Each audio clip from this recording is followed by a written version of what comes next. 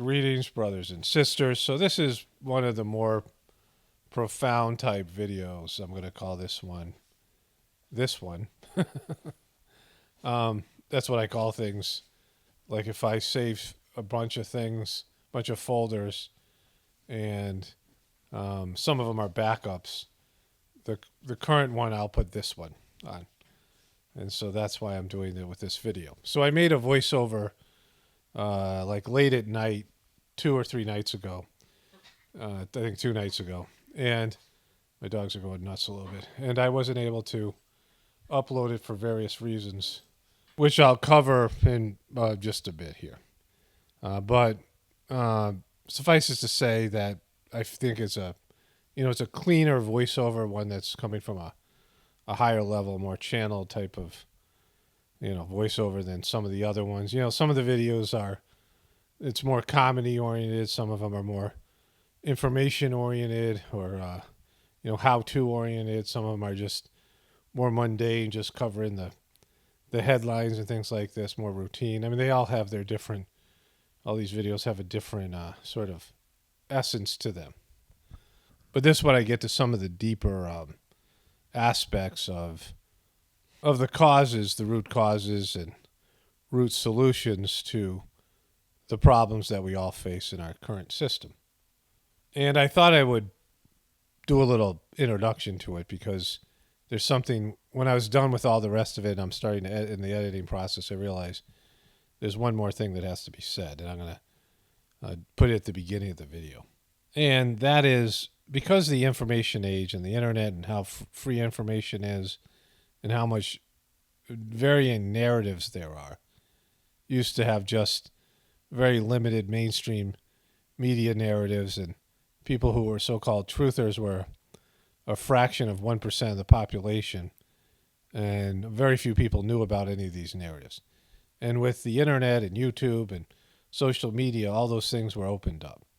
And people think that it's, there's more free thinking now, and there's more potential for, individual growth and collective growth, and there's more truth now, but it's just the opposite. The reason is that confirmation bias is at its highest point ever. And confirmation bias, if you don't know what that means, is when you seek out and find information that supports your belief system. And so when there's a story, a new information comes out, let's say about Hunter Biden or aliens or Twitter or censorship or any number of things, right? Flat Earth or whatever these things are. And you don't know what to think about it. You're not sure what to think about it. A story breaks, right? And you're told something by the mainstream media or some other source. You hear something new from me or some other, social media presenter, and it makes you uncomfortable. You don't agree with what's being said, or it makes you uncomfortable. You don't know what to think about whatever's being said. The majority of people then rush to a trusted news source, some authority. Like the New York Times isn't an authority for us, but for some people it is. The Washington Post isn't an authority to us, but it is to other people. And I'm not an authority to lots and lots of people, but to some of you, you come here and you want to hear what I think about something. Or you even might write to me and say, can you tell me what you think about this?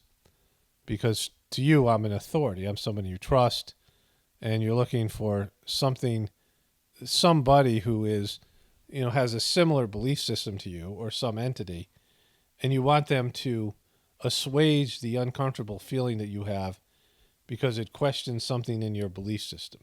I mean, this is very particular to something that goes against your belief system.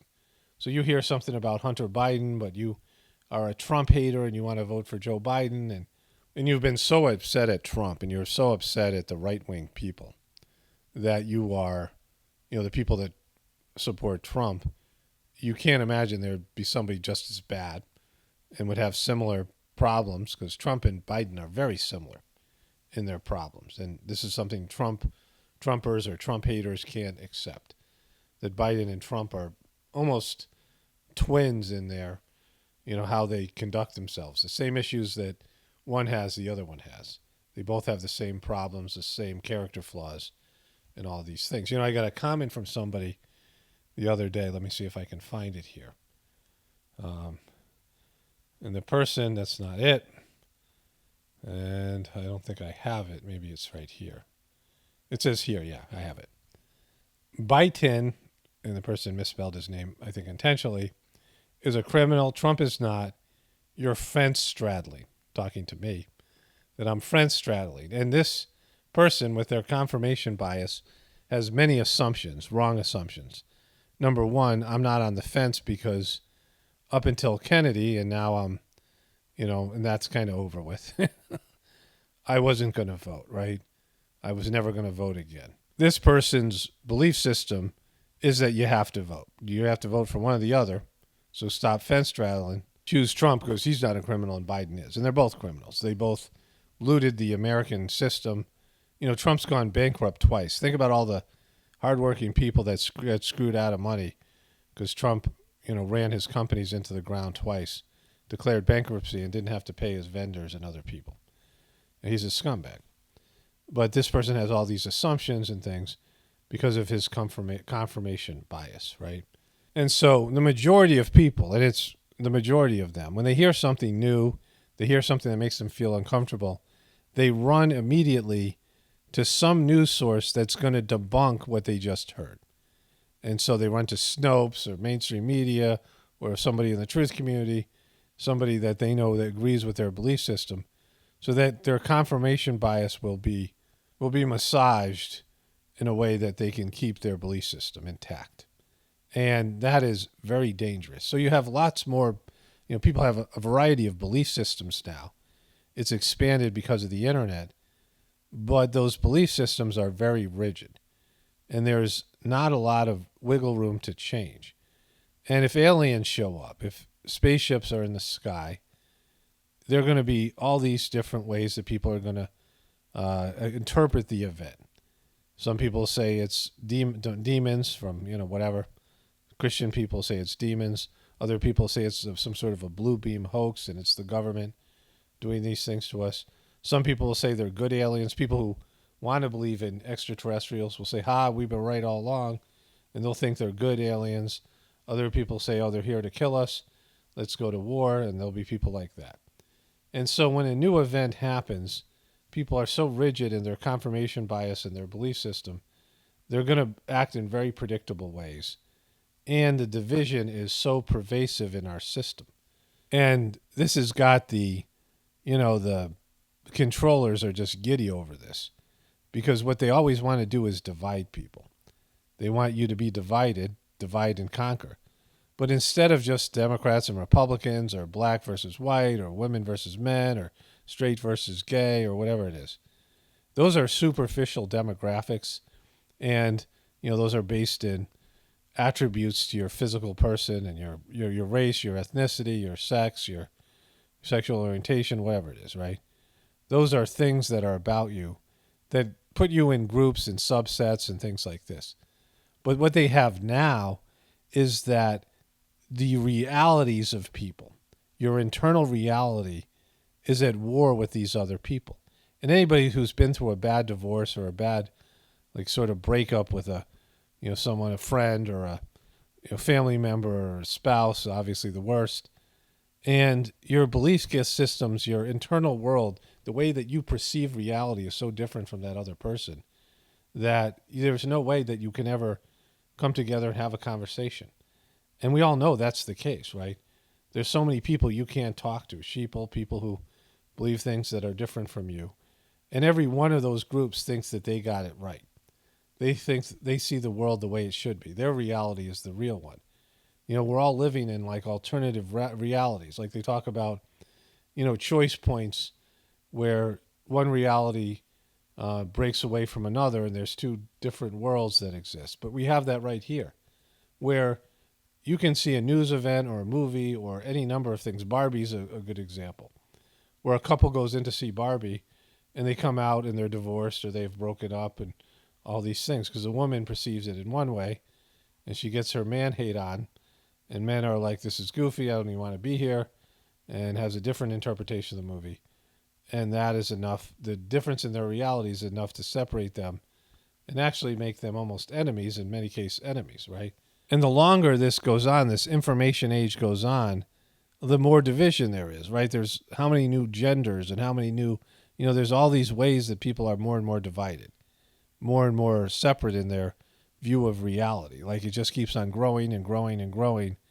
The levels of people, some people now say they're cats, and some people, in terms of people's perception of reality and their confirmation bias, and people becomes more and more rigid because they can find other people like themselves on the internet. So whereas they'd be isolated in a town or in a city or someplace like that, without being able to meet other people like themselves, they can totally meet people like themselves on the internet to give them their confirmation bias. And those people say, yeah, you're right all along, and there's just more, groupthink involved with it and rigidness, and then now you don't want to disappoint your community and change and go against some of the beliefs you have with these people you now identify with and belong to in some way or another.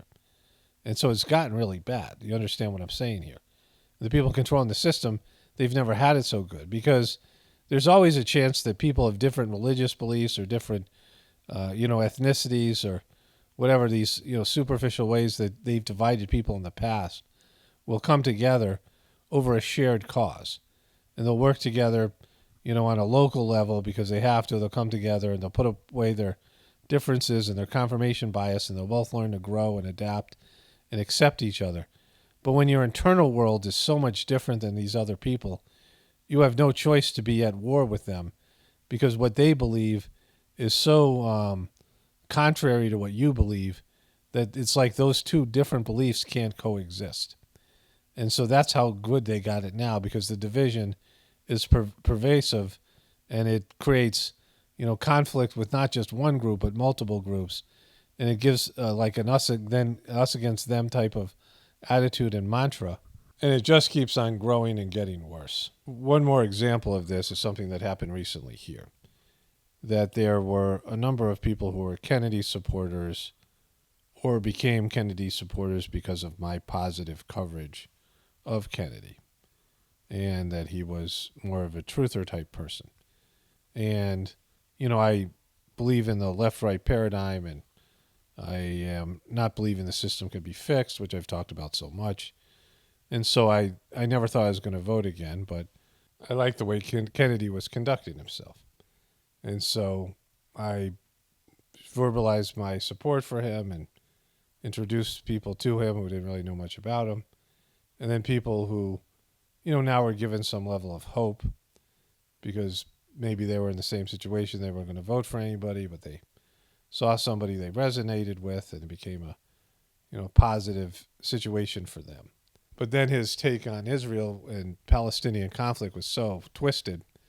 And I made some videos about it, and people who trusted me but also trusted him, some of them who were already Kennedy fans before I even talked about it.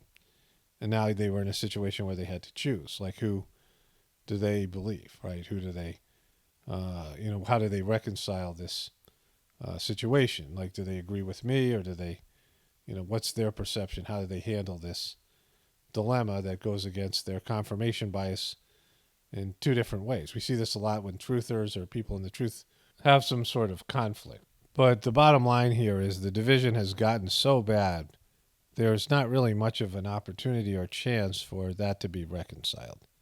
That, people are so rigid in their view of reality, and we have these different worlds and these different internal worlds that interpret events in ways that never can be reconciled, never can be brought together and harmonized. People can't get along and work together even if there's some sort of crisis. I mean, maybe if they put down these unimportant things, but the belief wars have begun, right? Like in Star Wars, they had the Clone Wars. Here we have the belief wars. And the belief wars are very intense and all-consuming. And for the controllers, that's nothing but great because, their biggest thing is to distract people by dividing and conquering them. And now the internet has done that. And whereas people in the truth community once thought there would be a level of awareness and people awakening in a way that would change things, we know that the opposite has happened. Now everyone's rigid in their beliefs, and there's just all this division and no way for any belief system to sort of win out. And there's zero chance of consensus and harmony and people working together. And that's just getting worse on a daily basis. And so there's one more piece to this. Something happened, I guess, when Trump got elected. It was already there beforehand, but it was when Trump got elected. And the Democratic Party and the powers that be and the corporate people could not believe that people would vote for Trump, that the majority of people would elect him, that they would make this mistake, an unforgivable mistake. This is the people that Biden calls the MAGA Republicans. And because of this, they decided that democracy no longer was working, because the majority of people who voted for Trump, at least, half the people, or the people who were willing to vote, a large segment of the population, were so convinced that Trump was right, and their loyalty to him, scared these people. And of course, they couldn't control the narrative anymore. On social media, fake news term was born, all these things. But they decided that rigging the election against Trump, and I'm talking about way back when they rigged it against Bernie Sanders, and they got rid of democracy and fair play by censoring the Hunter Biden story and everything else that they did with COVID and all the ways that the government was shut down, and they steered everyone towards paper ballots, all these things that they did, right? And it was, no matter what has to happen, and some guy admitted this. A few influential people even just came out and admitted this. And Biden just admitted it again with this saying, his lawyers basically have said in this court case in Louisiana and Missouri that censorship is now okay. To violate the First Amendment is now okay because of the political climate, and that there's these MAGA Republicans and crazy people out there that, democracy no longer works. And the thing about democracy, I agree with them. When I walk into Walmart and I see comments on the internet, I don't think the majority of people are really qualified to vote. I think people have gotten stupider and stupider, idiocracy, and they don't have the qualities and the consciousness to self-govern. And I even see that in myself, how much better my decision-making is now than when I was younger in terms of maturity. And so not all votes are created equal, right? There are people who are just better suited because of their evolution to make decisions that people who don't have the ability for abstract thought and who are easily manipulated emotionally and psychologically will always be able, you can always steer them in the wrong direction, and the dumbing down of our country. But I admit that. I talk about that. I'm not running for political office, and I'm not trying to impose my will on that, and I'm willing to say it openly. Whereas they're pretending to be the party, they're the Democratic Party, and they're pretending to be the party that honors elections and free elections and the democratic process, but they've completely abandoned it because of Trump. And Trump, in his own way, and the Trump followers, they have come out and said, with this QB mentality, that the only way to conduct business is to slaughter the Democrats. I mean, there's no reaching out and working with them. So both sides have decided that the system is broken. They won't admit this, and that they have to have some sort of a majority and just ignore the other side, even if it's 49% of the population, because those people don't count. The liberals don't count to Trump and his conservative right wing and the truth community and these people. And to the liberals and the Democrats, the Trumpers and the truthers also and the conservatives don't count either. And once that happened, the system is now defunct because we're pretending there's a democracy, but neither side believes in it. Both sides want a totalitarian type of setup where they impose their will on people that they can never work with. And that's where we are as a country. And no one really wants to admit that there's no way to bring people together. The divisions are so pervasive that no one will ever, there's no way to ever bridge this gap unless there's some sort of alien invasion or something, beyond what we're willing to even comprehend. And I'm not even talking about the world. I'm talking about just here in America. Think about this on a worldwide scale. The divisions and the hostilities and the separation and this mental illness and the confirmation bias has gotten so bad. And the first thing that you do when you get new information is find a way, if you get something that's oppositional to your belief system, you find a way to dismiss it. And then you can go back to believing what you believe. You're uncomfortable for a little bit, but then you dismiss it and you dismiss the people who believe in that, and then you're comfortable again. And that isn't going to be healed. That isn't going to be better until the system itself comes down. Okay, let's get into my original narration here. Okay, greetings, brothers and sisters. I wanted to, it's late here. It's still August 9th. I did a video on my Positive Future channel yesterday. I'm not sure if this is going to be an interjunction to my Hollywood celebrities dropping like flies tomorrow or just an extra voiceover here on this channel. Something sort of came to me. I made a video about this 2 days ago and then one yesterday on my other channel and then a follow-up video today. And so this is, I don't want to keep on covering this stuff with RFK collapse and his position on the Israel-Palestine conflict. But I wanted to say this in a way that I haven't ever said it before. I don't care about the Israel-Palestinian conflict and so many other atrocities and tragedies and conflicts and all these other things that are going on in the world. I don't have a solution for all those various things and the things we know about and the things we don't. If you look at the planet Earth as like a body, like a human body, then there is millions of cancers, different kinds of cancers and different kinds of metastatic diseases and things like this that are destroying the host. Like when a dam or a dike has holes in it, starts having holes, and someone comes along and they stick their finger in one, and there's another one, they stick their other hand in that one, and then other people come along, and then there's too many to stop, and the whole dam collapses. And so that's what's happening on our planet right now. There's no way to fix all the symptoms, all the problems that are going on. And people focus on one thing or another. People have their things that they, the QBs, it's human trafficking and, things to do with the Democrats and, this group, it's something else. And, each person who has some awareness of what's going on in the world has the symptom of our dysfunctional system that they click into. It just means more to them, right? It's something that, they want to see reversed.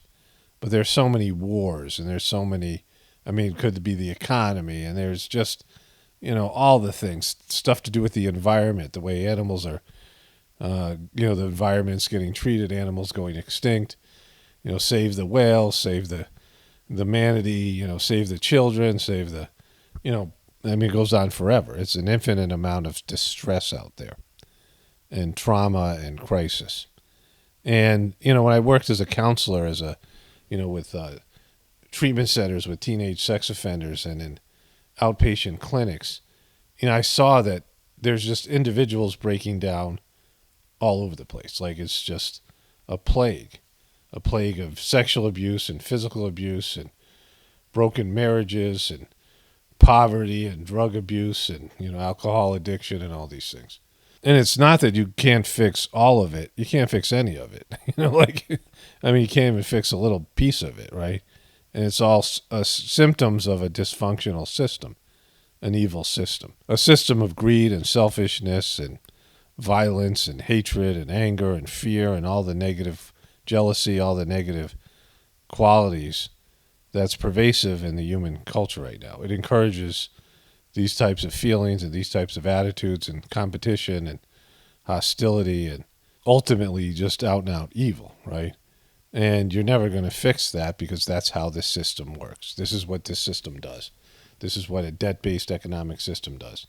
And you can't fix the economy. You can't fix the psychological deprivation of the people. You can't fix the immorality. You can't fix all these things, right? As a dyslexic person, dyslexic people see the whole where other people see the parts, right? People who don't have a dyslexic type of, I don't know what you call it, learning system or perception of the world, where dyslexic people see whole systems and whole patterns and things like this. And, maybe it's to do with that. I mean, there's at least some of it that has to do with that. But either way, I'm aware that the system can't be saved and that I can't fix any of these things. So I don't concern myself like something with the Israeli and Palestinian conflict. And that's why I don't talk about such things. I talk about them when they come up, but it isn't my major concern. My job here, there's basically two things that I have to offer in terms of a solution and how to remedy this situation, and they're fairly simple. The first one, the most important one, which I talk about all the time, is that there's something missing in the current human beings. There's something lacking. There's something disconnected. There's something that has been unplugged in a sense, like we're off on our own, disconnected from God, disconnected from each other. There's one creature on planet Earth that's just not in the flow. Like each animal, each species, each plant, each microbe, everything that's alive on this planet, and even the things that aren't alive, have a role to play. The water flow, the water cycle, the rocks, and the sun, and the air, and the everything that's here, all is within a flow. They all are doing their jobs. They're all a part of the greater whole. They're all connected, and they're all working together in symbiosis to make this planet, make this habitat work as a system, right? They're all a part of the system. Where human beings have just become so unnatural, we're not a part of the earthly system. We're like a virus or a parasite that is not doing what it's supposed to do. Years and years ago, I saw a nature show, and there were these hummingbirds, and I like hummingbirds a lot. I think most people do. They're very interesting. We have a hummingbird feeder, and I see them. We have various types of flowers and things and plants that draw hummingbirds to our homestead. The hummingbird has a singular job, like bees and all these other pollinating insects and birds and things like this. And it's to spread the pollen of the flowers to other flowers and keep the flowers going.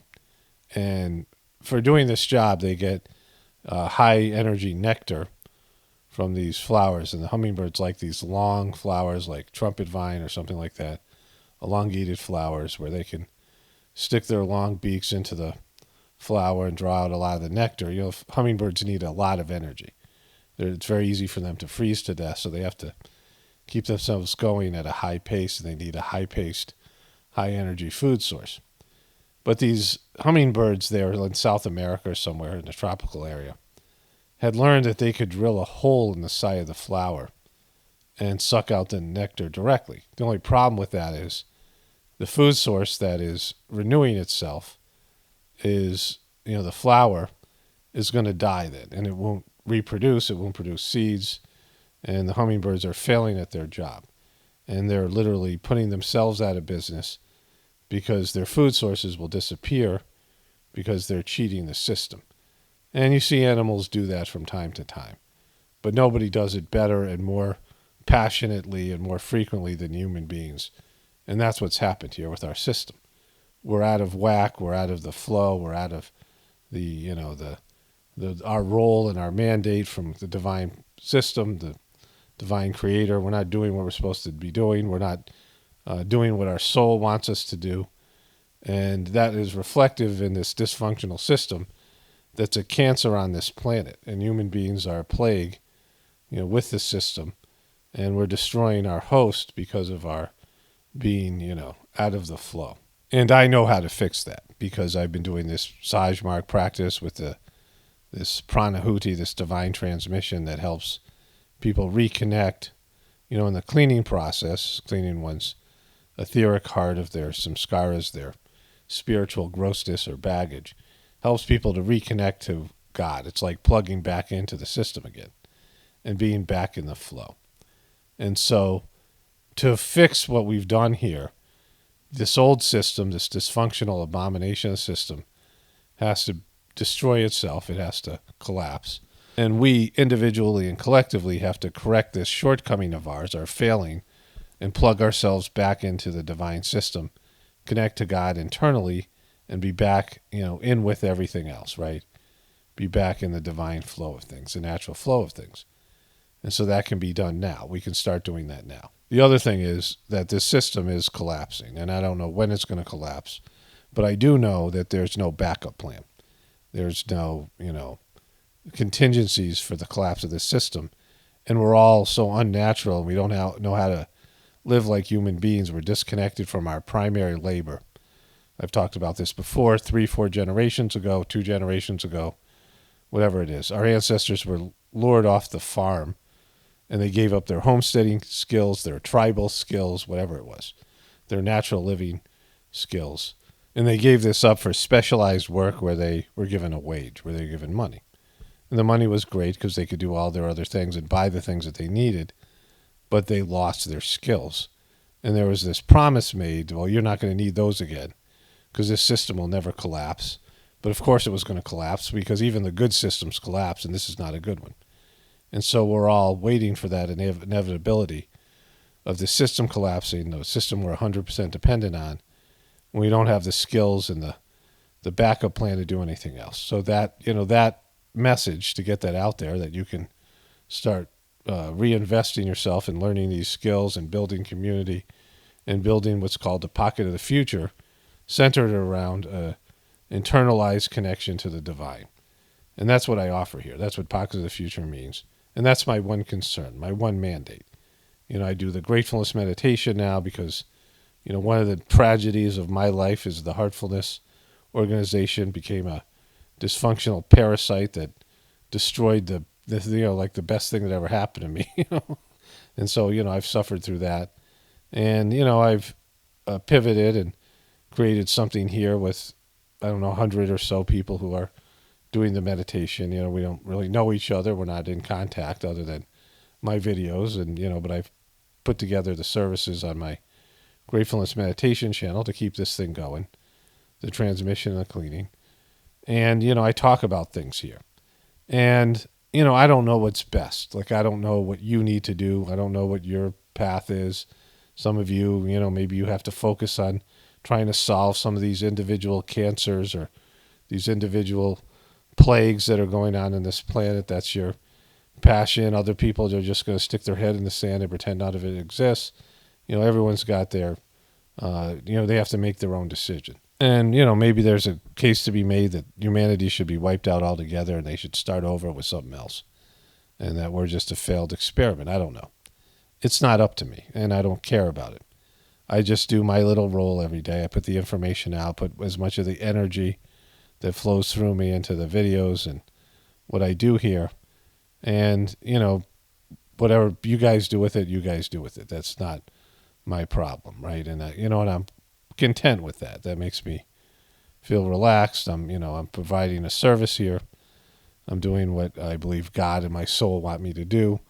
And, that's enough for me. And fixing the world isn't a part of that. And I'm not going to invest in fixing things that I know that can't be fixed. So that's why I don't care about Israel versus Palestine or the, this Tim Ballard movie and these things where people think that they're going to fix something, because I know it's not going to be fixed.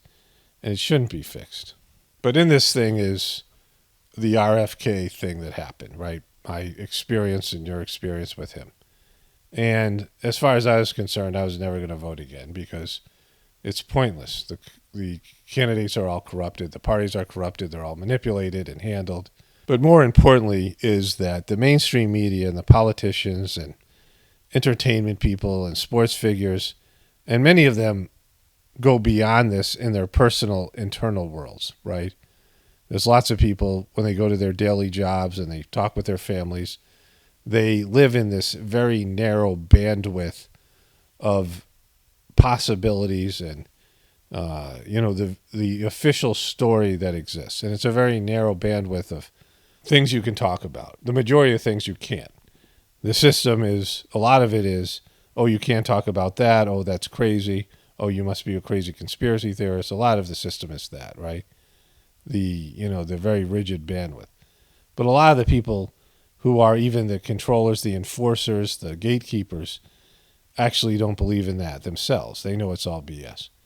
And so most of the politicians, all the politicians, and all the news media networks, and all these sheeple and people who feel very uncomfortable outside of that bandwidth, no, those people are not of my concern.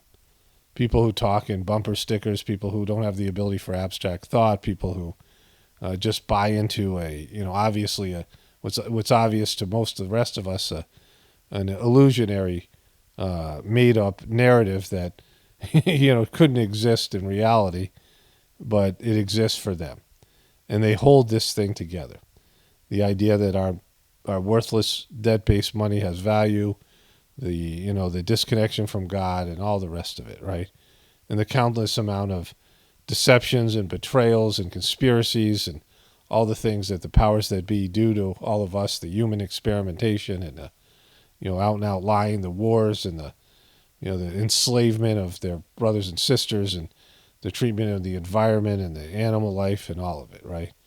And for the most part, it's forbidden to talk about. And when they talk about it in some BS way, they talk about it in some way where they're not sincere, authentic. They talk a little bit of truth just to pretend they're like you, or they understand your point of view. Like Trump flirted with the truth community to get votes because of Steve Bannon in 2016, and he's flirting with the QBs now, but they don't really believe in it. The politicians just find out what you hear and say it, tell you what you want to hear, and then they're still working for their governmental or their New World Order overlords, or whatever it is, the controllers. And so, as far as I was concerned, politicians were just there to be mocked. And this whole news media and all of it is here just to, point out the obvious deception. And, that's part of my job too, but just, not really that important part about it, because that should be fairly obvious to most people by now. At least the ones that are worth saving, the ones who have a chance. The rest of them are just, automatons. They're NPCs going through life.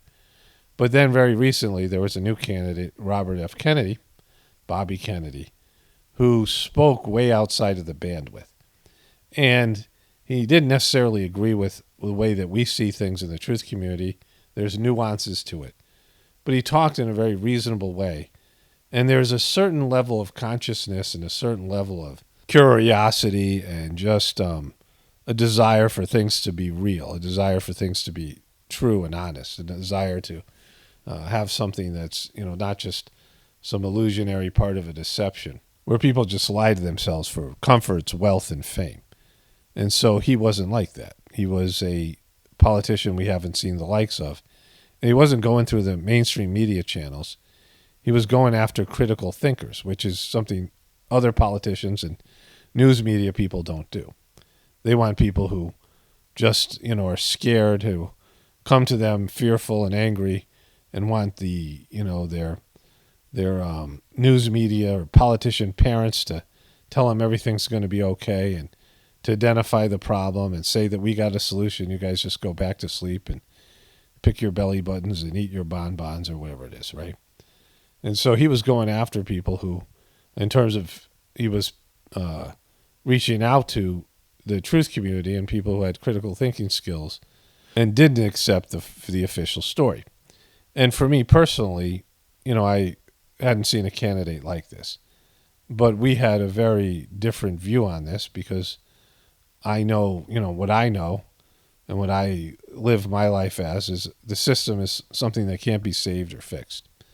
And that there has to be a spiritual awakening. It can't be something that happens on a political sphere of existence. And there's too many dysfunctional things out there. There's too many cancers. There are too many glitches and, things breaking apart in the system and imploding and, a snake eating its tail. I mean, all these different metaphors and ways of viewing the fracturing of our system, the fracturing of the human race, the breakdown of the human race. But here was a guy who was doing what, all of us would want a politician to do. And whether we agreed with him on everything or not, that wasn't the point. The point was that he was somebody who thought like us, who had a similar way of viewing the world, a similar curiosity, a similar way of investigating things and coming up with his own view of the narrative, and it didn't agree with the official story. And such a person would be worthy to vote for, because we hadn't had a person like that run for political office in my lifetime. And as I said over and over again, regardless of whether he could fix anything or he could even win, watching a person like that be engaged in the political process and say these things and watch the media shut him down and the Democratic Party try to rig the election against him was all worth seeing. It was all worth pursuing and supporting, right? And like I said, it's the right thing to do, because we had someone who was like a truther candidate. And it wasn't like he was right on everything or he was great on everything, but he had something different. He was doing something different. He was outside the bandwidth. And so when he went in and, he was accused of being an anti-Semite and he wanted to do damage control, and he went all in a way that I hadn't even heard these NPC politicians, many of whom have bowed before. They've gone to the Wailing Wall and put on a yarmulke, and have gone to Israel and gone to the Wailing Wall, put on a yarmulke and bowed before there's the Israeli power bloc, right? And all these politicians that have done that have signed their, this contract that they'll show support and they'll support defending Israel. He went far beyond all of them. Like Trump was considered, Netanyahu said there hadn't been a better friend to Israel than Donald Trump. Like he had been the best president ever. And Netanyahu, Beatties, the current prime minister of Israel, said that Trump was better than any American president in terms of his relationship with Israel. And so, I never really talked about that. I might have mentioned it here or there. I would say one of the, Donald Trump's handlers is Israel. One of the, they all have to have their powerful backers to become president, right? They have to have, Trump had bankers and the Israeli government. Biden had these various types of tech corporations, and he had, the old school Clinton power dynamics and these things, right? And, they all have to have something. They all have to have these either corporations or these trillionaire people and old money and things. They have to have something supporting them that's a part of the power block, the power behind the throne. Otherwise, they can't even run, and they certainly can't even win. A major national election as a senator or a congressman or a president. They have to have someone powerful or some entity that's powerful vouch for them to get them in the club. And they have to be part of the club themselves, right? And so here was Kennedy, who was born as a Kennedy, a part of the club just by virtue of his own birth, a part of the political royalty in the Democratic Party. But he seemed to be someone who was fighting all these fights against the CIA and the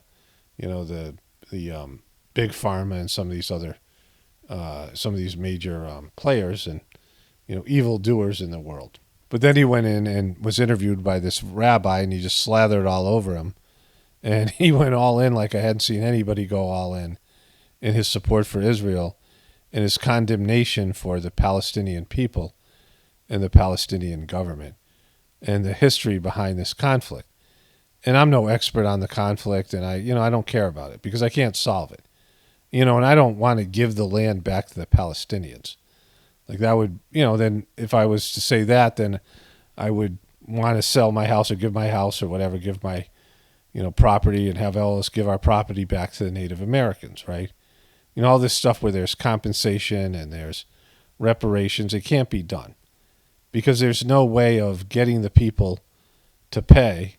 I have no, none of my ancestors did anything to Native Americans or owned slaves, right? None of my ancestors were a part of the takeover. All my ancestors got here in the 1900s, and so they weren't here to do any damage in terms of the acquisition of this country and whatever you want to call it, the extinguishing of the native peoples here. And my family didn't own slaves. And so why should I pay because of this thing, right? Even though I'm a white person, that doesn't mean like I owe, right? There's people who are native peoples or black people who have ancestors who were slaves or ancestors who were founding fathers who, contributed to the demise of our country or the demise of those groups of people. You understand this? You can't really ever go back in time and fix the Holocaust or fix the, the Native American Holocaust or whatever it is, right? Whatever you want to call that. There's a book called Native American Holocaust because there's 110 million Native Americans that were wiped out, right? Some of those tribes no longer exist. There are whole tribes that there's no longer, any answer. There's no people alive from those tribes, lots of them. Those tribes are completely wiped out.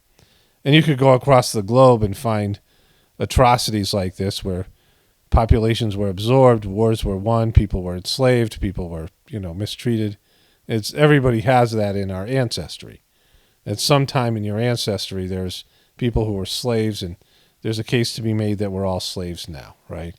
And there's no way on this planet to figure everything out. Oh, you owe this group this much, but you have to pay this group this much, and you're part of this demographic, so you get some money for the abuse you suffered, but also you're a part of this. You have this in your 23andMe, so you have to pay this to this. But there's no way to. It's just stupid, right? You can never fix these problems on a level that's the material, where you figure out how to make everything right. There's no way to do restitution. There is a spiritual process, and I've talked about some skaras, these spiritual impressions that are attached to our hearts, our souls, like addiction, for example. Like we take these things with us, and then in our future life, we come back in, and if we haven't solved those challenges, those problems, those impressions, we have to work them out. If we don't, we come back again and do it again, like a video game. And so there is a divine system of accountability where nobody gets away with anything, that you have to pay for your transgressions and all your mistakes, and you have a second chance to redeem yourself, and you continue. It gets stronger and stronger, and you're just in this cycle of birth and rebirth and committing the same mistakes over and over again, and it never ends. And you have to break free from that. And so, that's what I'm about. You can only do that personally. Each one of us have to do that personally. I can't do it for the people in Israel or the Palestinians or the Americans or I can't do it.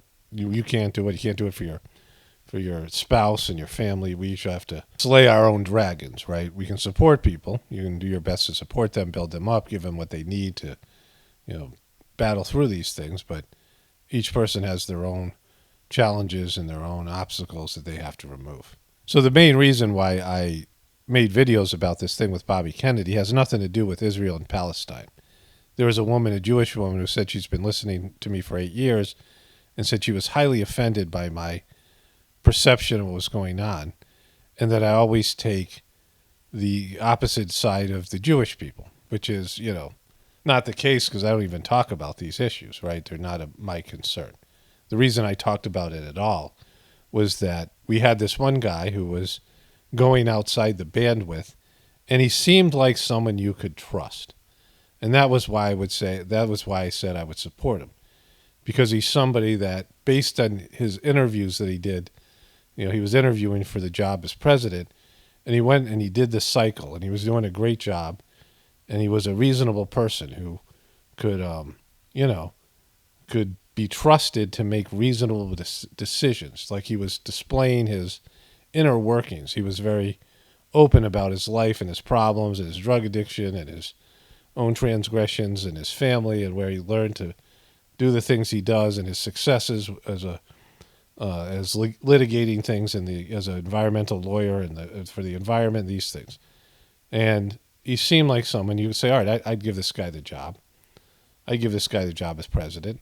I don't think it's going to make a difference, but we're hiring a president, or we have, the ability to participate in the hiring of a president, or at least that's what they want us to think, if they actually do count the votes or whatever. And in the most cases, we're hiring people that they selected. We're hiring people that they wanted. We're hiring people that the people that control the system give you limited amount of choices. There's two people, and they both suck, and you hold your nose and you pull one lever or the other, but really doesn't matter because you didn't want either of those two people. You're settling because that was what was available to you, and you've been told that it's your duty to vote, even though it really doesn't seem to make a difference. And so for me, I don't have to vote and don't want to, only if there's somebody who was different, who represented the way that I think about things, the way that we think about things in the so-called truth community. And Bobby Kennedy was that guy. He was doing a good job at presenting that. But then he reversed all that. He jumped back into the center of the bandwidth, and he came out with this BS take in his position on the Israeli and Palestinian conflict that was a propagandized narrative that was so mainstream and so ridiculous. I couldn't believe he was actually saying this stuff. Neither could the rabbi or the other people that were there. I mean, it was that bad. It's not that I care about Israel and Palestine. It's that I care about truth, and I care about what we do here. And I had said that I was liking the way this guy was conducting himself, and I was supporting him. But I couldn't do that anymore, and I had to tell you why, because I tell you, what goes on internally with me, and, I'm pretty upfront with my own internal process and the way I think about things and the way I see things, and, it's fun for me to talk about, like what I go through inside myself to come up with the opinions that I have and the connection with divinity that I have through the Sajmark practice of meditation and connecting with God that's inside of me, which is something that, is a big part of this process. And, the finding my soul's path and using my heart as a instrument to understand what my soul and God want me to do and what want me to see. And, it's a part of this whole thing. And that was, part of this journey. And so I got comments, like I'm not condemning Israel and making this one of the issues I talk about. If it comes up again, I'll talk about it. I don't like the victim consciousness and the guilt and the shame and all this stuff, and them constantly pulling the trigger on calling someone anti-Semite when they're just someone's verbalizing legitimate criticism of this culture or this, whatever, this the state of Israel or whatever it is. That's there. Like that's, I'm pretty upfront with that, but it's not my major concern because I'm not there to fix them or fix you, and it's not really affecting us the way that other things are. Like if the powers that be want us to inject something in our body that we don't want or something like that, or go to war or any number of things. But right now, these problems in foreign countries are, there's just so many of them. And then there are some comments that Bobby Kennedy has been a shill all along, and I don't believe that to be the case because I think he was legitimate. I don't know what he is. It was a bad move on his part because the support that he was getting from the so-called truth movement was what was carrying him. And it wasn't enough to get him elected, like I said in my other video today. But without it, he ain't getting elected, like without the support of the truth community. And this egregious take that he has, like I'm not going to be supporting him anymore, and I probably won't pay much attention to him unless at some point he redeems himself. He doesn't have to agree with me, but he has to, talk about how he got that wrong, like in a transparent way. And if he can do that, then, I'll see about, if my enthusiasm comes back or, if it's just, whatever. I don't think it really matters to him or you all, but, it's what I present here, right? We all make mistakes, and we all have to deal with a dysfunctional system that is telling us in every possible way, the way we see the world, the way that we perceive, our narrative, the lens in which we perceive the world, the narrative that we have, which is in opposition to the official story, is not okay, and we're not okay. And, they're trying to limit us in our ability to speak our truth or to even, they want us to not even think about our truth, right?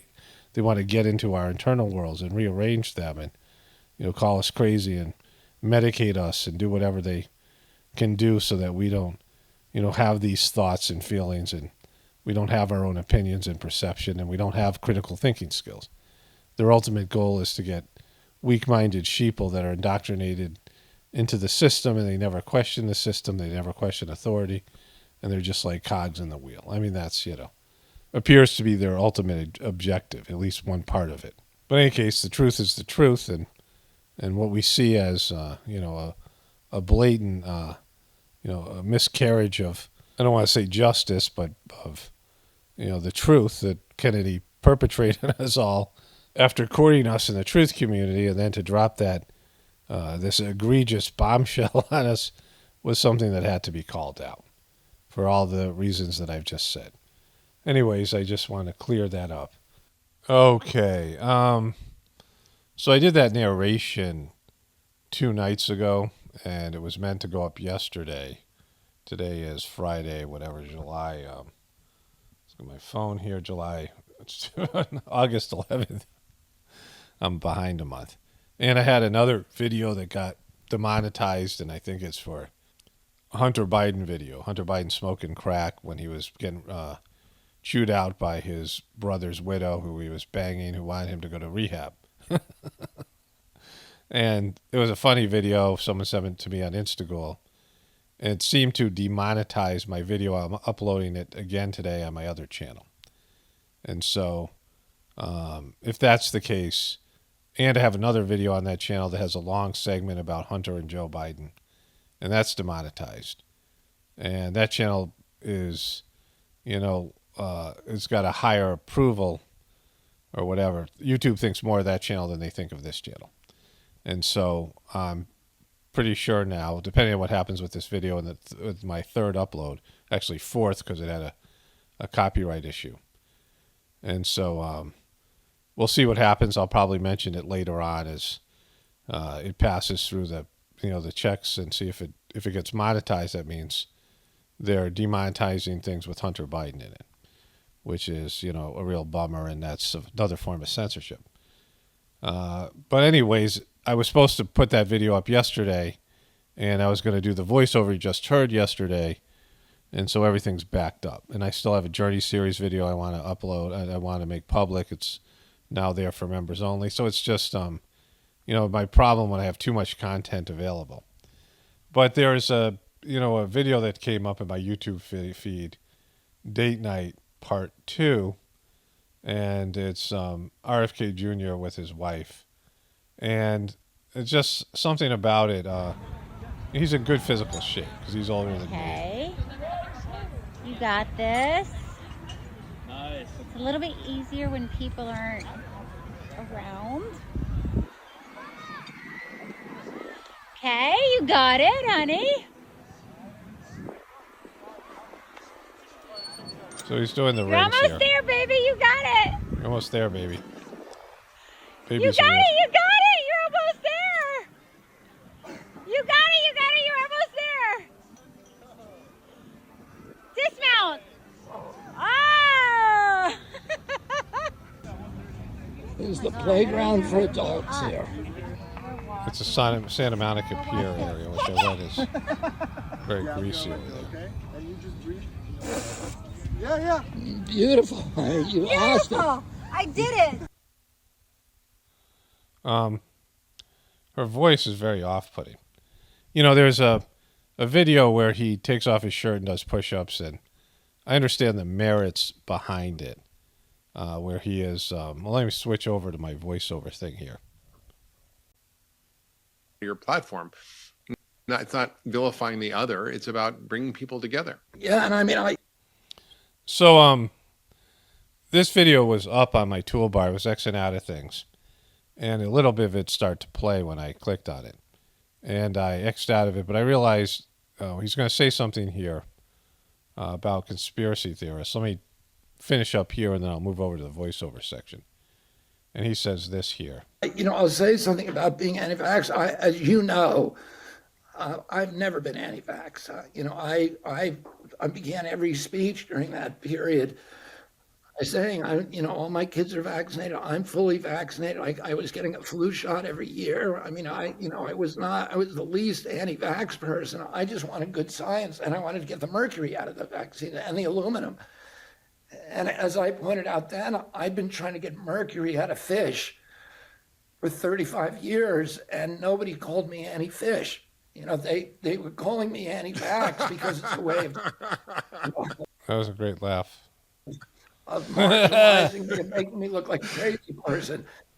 And that's what they're doing now. I mean, I'm threatening all of these profit centers, the military industrial complex, the pharmaceutical companies, the DNC. And so you see this, this orchestration of the propaganda against me, which tries to discredit me, on a whole variety of weird charges that that I'm a conspiracy theorist or everything that you can imagine, the worst. So, that this label that we all suffer from, right? Worst possible stuff that's said about me. Wait, let me just replay that because that's the kind of. I'm threatening all of these, that I'm a conspiracy theorist or everything that you can imagine, the worst possible stuff that's said about me. Being a conspiracy theorist isn't the worst possible stuff, right? I mean, the anti-Semitism thing, yeah, like he took that personally. But this is very telling. Him saying that it's, the worst stuff was said about him. He's been called a conspiracy theorist, that he's linked with all of us because that's what he's saying, right? Because, that's what that means. Like all of us that are labeled as conspiracy theorists. And he also talks about how we're labeled that inappropriately. It's not like saying, he agrees with all of them about that label, but it's what he said there about that being the worst thing. And virtually none of it is true. So virtually none of it's true, right? I'm going to come back to this. So this is an announcement that just came out. I haven't heard it yet. In his inaugural address, which I attended as a 7-year-old boy, my Uncle John F. Kennedy urged Americans to ask not what your country can do for you. Ask what you can do for your country. On September 11th, I'm asking all of those who support my campaign to do their best to participate in a national day of service. At Team Kennedy, we believe that... So why are you doing it on that day? I didn't hear this before, but what are you saying about that particular day? Our campaign shouldn't be just about collecting donations and doing television. The music is, I always talk about this with specifically heartfulness meditation, the Sajmark practice I do when they use music. It's all very off-putting. Just get up there and speak. The music is a distraction, and music changes your mood and affects your emotional. It's a vibratory element, and music has a very powerful effect in movies and TV shows. And you don't get a good sense of the person. You don't get to read their energy when the music is there, and it's like a shield or a cover for something. You don't get to experience the person just talking, which you do with Kennedy a lot, but this is a specific service announcement. Television advertising, but it should be part of a broader purpose to recommit our country to community service.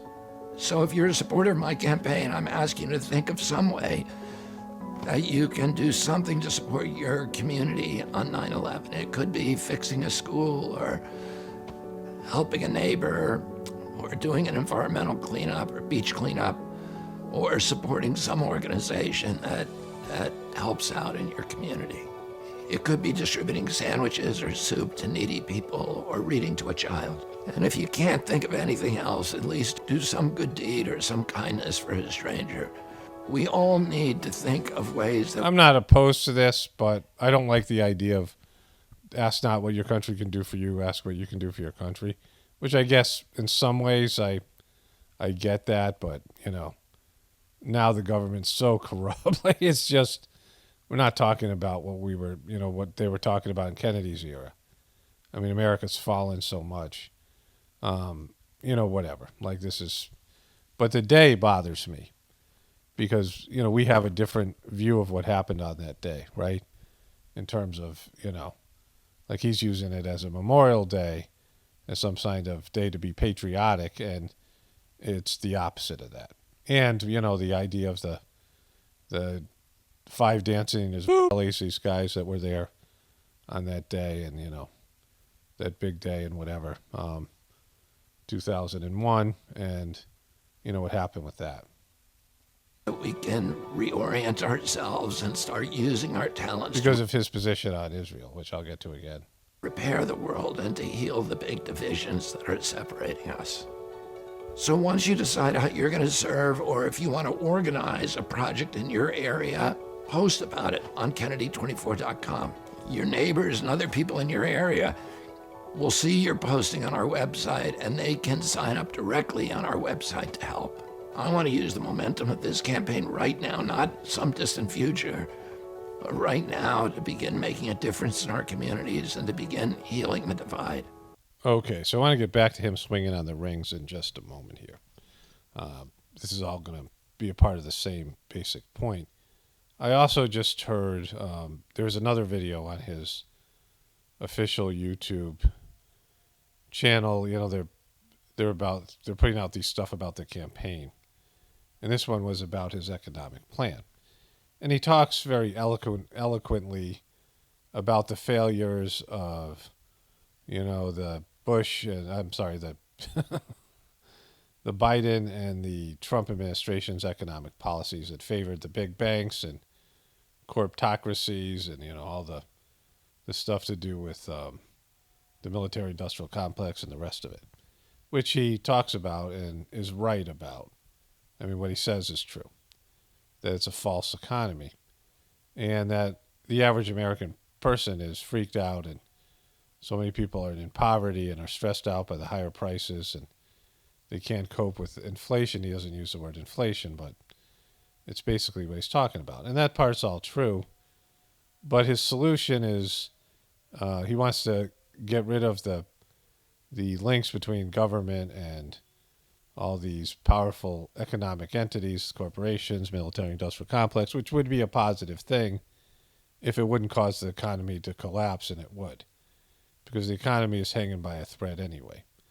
And all these evil groups, the banks and the things that he's talking about, these entities, are propping up a false economy. And so that's where you get into being a truther and dealing with a system that's should have died years ago, that you can't really fix. And I think he also wants to give more money back to the American people in the form of subsidies, which, you know, many of them need because of inflation, but that'll just cause the inflation to go higher and cause more economic stress. And if he, he wants to get rid of the way that the economy has been, there's so much wealth has been transferred to the upper 1% under Trump and Biden, to the wealthy people, and out of the middle class, which is true, but that's what's keeping the economy, or at least them doing that, is keeping them from collapsing the economy altogether. And so I'm not against what he said, but his economic plan will never pass, and it's not going to work. I mean, I don't care if he tries it. I don't care if he gets elected and tries it, but, you know, it can't work because of the, you know, our economy's upside down, and you can't fix something like that, right? There's no way you can legislate $2 quadrillion worth of global debt, right? It's just not our economy. It's a global issue. You know, and as much as I've enjoyed his appearance on shows, like I know something about him now from watching him and his wife on Venice Beach and him doing the rings. And, you know, I was talking about with my wife, and she's like, yeah, that's totally it. We went for a walk. He's a people pleaser. He's somebody who can go to one crowd and he understands the demographic and the people. If it's Joe Rogan's audience, it's one thing. But if it's a Democratic liberal audience, it's something else, right? And, you know, they used to have these things called stump speeches. And you remember that guy, he ran with, his name was John. He ran with John Kerry, John Edwards. And he has wife Elizabeth Edwards, who famously was a sort of a popular figure, more popular than he was. She had cancer, and he hired a biographer who was a woman with ties to Hollywood, who ended up filming him and editing his, some of his campaign. The 4 years after he ran against John Kerry, after he ran with John Kerry. He ran against Obama, I think, or whoever it was. And when he ran for president, he hired this woman who he ended up having an affair with, right? And she videotaped him performing a boop act on her. He remembered his people around him turned on him, and his wife was appalled by his whole thing. But there's a very flirtatious video that leaked where she's filming him on a plane and he's reading her his stump speech, right? And he's like, "Do you want to hear it live?" He's like, "You can find the video somewhere," but you could tell that they were together or whatever, and so it was a big scandal. But this stump speech that they used to have was something that they would go across the country, and they had this specific speech, and they might tailor it a little bit for the people, the specific demographics or the specific region of the country they were in. But in the old time days, they could give that speech over and over again, just like, going like a rock band going out and playing the same songs or the same sets over and over again in concert. And, it's kind of redundant, but it's something that they figured out would work, right? Same thing with comedians. Like comedians would go out on the road and they would, these big comedians that would have some network special or something, and they would test it out and they would polish the jokes and they would, get everything right, practice it until they put it together in a cohesive special. But the problem is now everyone has cell phones, and so they get the bits and they put it up on YouTube, and so when it goes to Netflix special, you've already heard a lot of it or maybe all of it, and not in as good polished form. And so that's the problem with the internet. And with RFK Jr., you could tell that he really is a people pleaser. Like he wants to, just be popular. Or there's some kind of need in him, maybe a little bit of a desperation. We saw this with that guy, Isaac Happy is a good version of this.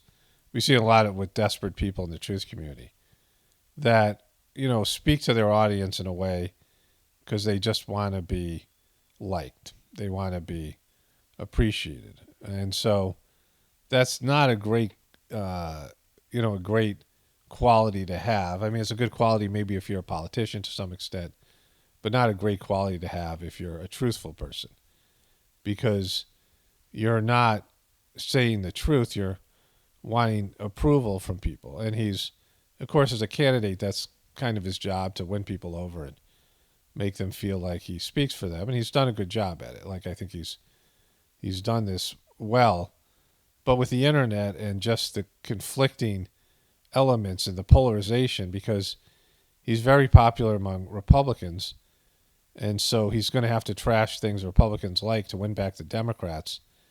Just like when he was accused of anti-Semitism, he went out and he, pandered to this rabbi in the, Israeli lobby, and then he, destroyed himself within the truth community. So he's, it doesn't work now with the internet. You can't make everybody happy. You can't make, and it's hard to make even one group happy. But when you make one group happy, you're going to make another group or multiple other groups upset or bummed out, or you're going to lose their support. But it also speaks to, him as a person. You can't be like that. You can't be constantly pleasing people. Maybe he's trying to live up to his dad or his uncle or both, or, some of his issues with drug addiction and, feeling like a piece of poop or whatever he did. And he just wants to be, people need to be loved and liked. For me, I just don't have that. Like when I first started being whatever I was on the internet, where my channel started to grow, I'd been such an underachiever in my life, and, I got, I was constantly undermined by my ex and these things. And so it was good to have some sort of, whatever you call this level of success. But, I realized it didn't make me feel good. Like, I get comments from people that say I really helped them, and that's great. And, that's positive. And, I'm grateful for those comments because it keeps me going. It gives me idea that this is worth pursuing, that I'm getting positive feedback. The positive feedback is essential. It's not a desire, it's a need, so that I keep going. Because if you don't have that, it's like, why bother doing this, right? I'm not having an effect. I'm just in here talking to myself. So without people saying, yeah, this is actually working, you're helping me, even if it's just a small number of people, then it's worthwhile to keep on doing. It's a motivation to keep on moving forward, right? It's one of the things I need.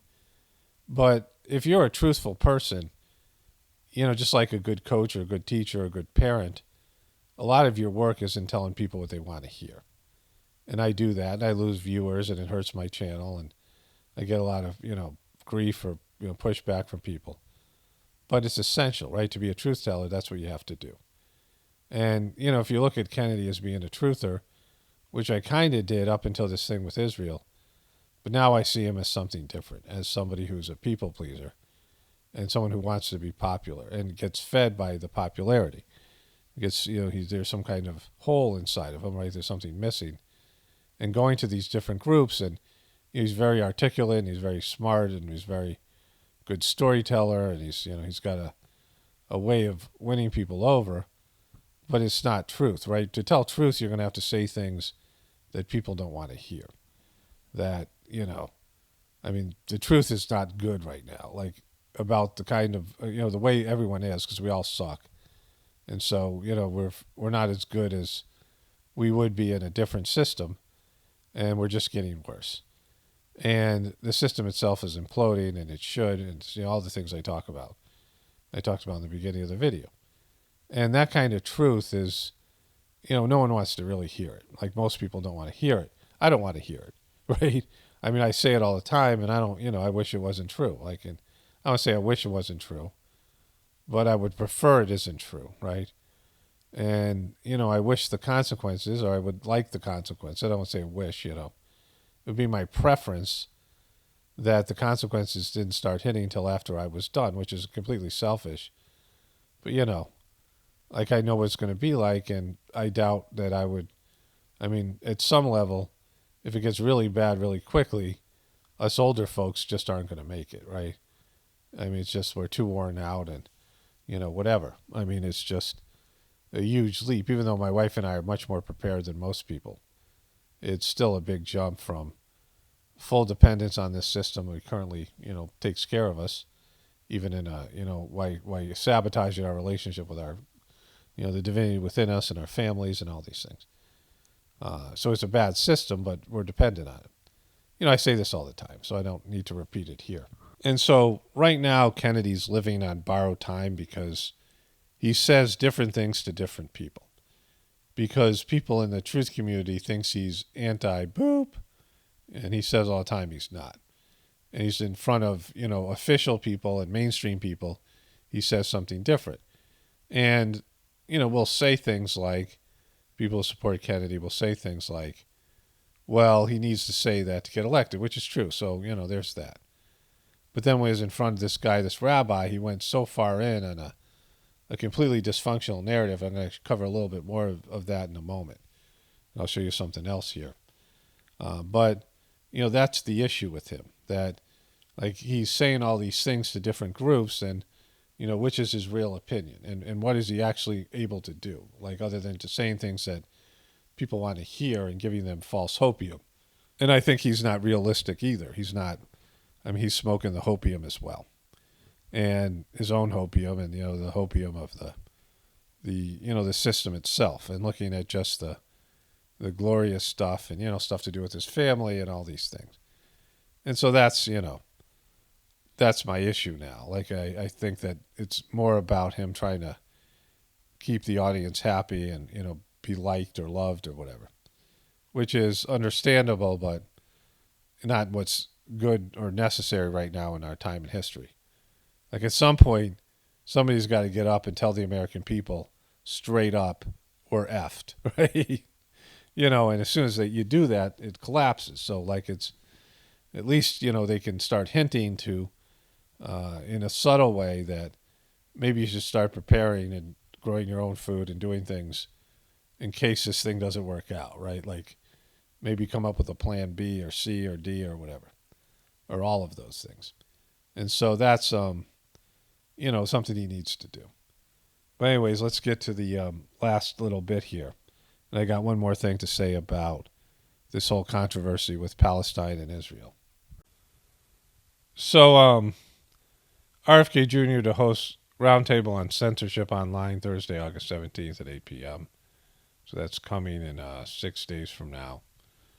Today's Friday. I might release this on Saturday. Who knows how this is all going to play out because of everything. He's got these people who are mainstream people, but they have a little bit of an edge to them. Glenn Greenwald, some of these other guys. But the thing is, and I'm glad he's doing this. If he just made sure that the boops are not mandatory, which people said he wants to make mandatory, he just wants good ones. That's not the truth. He says he never wants to force these things on people. So he said he's against mandatory boops. And so if he just did that and he got rid of censorship in some way, made some inroads where social media, I was, let me show this other piece here. And so Linda Yaccarino, it says here, WEFCO says she runs Twitter, World Economic Fund. X, not Elon, introduces censorious labeling of lawful but unlawful users. Linda Yaccarino, the World Economic Forum, WEF, the World Economic Forum, WEF, former NBC executive, hired by Elon Musk as CEO of Twitter, now X, has boasted that she, not Musk, is in charge of the site, with the South African billionaire banished to the tech team. Yaccarino also boasted that X now has a freedom of speech, not freedom of reach policy, which labels users for posting unapproved narratives, then demonetizes them and limits their exposure. So I don't know where this happened. This is just something that came out. Like I was looking for this. She didn't post this on Twitter, but maybe she said this on an interview. And what this is about is they're losing advertisers. And what they should do, what Elon Musk should do, is go after those people who are not advertising anymore and call them out for being against freedom of speech. If it's McDonald's, you make a hashtag F McDonald's and encourage all of his supporters and people who are against this censorship, which is lots of people, to boycott McDonald's like they did with Bud Light. And just go one by one and ruin their brands and hurt them economically. Punish them. Don't try to appease them. Punish them. Hurt them. And just go after them, mercilessly. And let people post, have maybe a contest of people posting the best memes and things and, whatever it is. Give a $10,000 reward or whatever. Break it down to multiple winners and pay them to come up with things that will circulate the internet and hurt these businesses about freedom of speech or whatever it is. And, make sure they pay. Make sure you let them feel you. And I said this about YouTube when they had the ad apocalypse. You make these people feel you, make these corporations feel you. I don't know if it's going to work, but it's what you have to do. It's I just have to do that. Why not? They're not, you're not going to appease them. And so there's that. So I went to her official Twitter thing, and she's posted this: free expression is a fundamental to healthy functioning global society. And if it's taken away, it's almost impossible to get back. That's why we will continue to stand up for people's rights, including the over 500 million of you who turn to our platform continually. This is posted by X at X. So this is maybe something coming directly from Elon, but not, this is directly from Twitter. Free expression and platform safety are not at odds despite our continued progress. The Senator for Countering Digital Hate, CCDH, and its backers have been actively working to assert false and misleading claims about X and actively working to prevent public dialogue. That's why X has filed a legal complaint against the CCDH and its backers. And so she retweeted this here. Free expression and platform safety are not at odds. But then there was this, and, censorship is a big part of this and whatever. And it happened with RFK Jr. when he was accused of anti-Semitism. And they came out and said all these things about what a wonderful place Israel is. And then this happened. Israel has, here's the original post. Israel admits to sterilizing black Ethiopian Jewish immigrants without their knowledge. And this is Israel admitted for the first time that it has been giving Ethiopian Jewish immigrants birth control injections, often without their knowledge or consent.